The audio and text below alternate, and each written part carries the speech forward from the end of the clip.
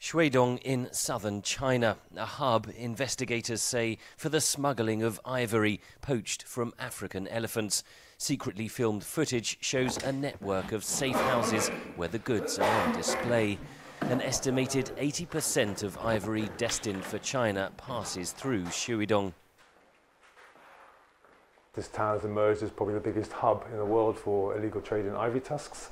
We first came across the footprints of this group in Tanzania in 2014. The country has lost half its elephants in 5 years, the biggest loss in Africa. As Tanzania began to clamp down on smuggling, the gangs moved to Mozambique. Investigators secretly recorded one of the traffickers describing the trade through the Mozambican port of Pemba. We're able to move anything through Pemba. Everyone there has been bought up. The customs clearance agent. The customs also gets a share of the money. Investigators say the evidence shows smugglers operate with impunity.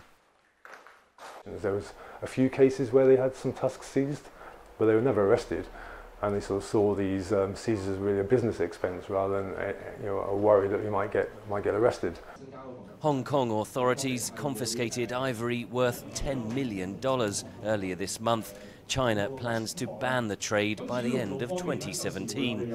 But John Seller, former chief enforcement officer at CITES, told VOA via Skype there is too much focus on the trade and not enough on the criminals involved.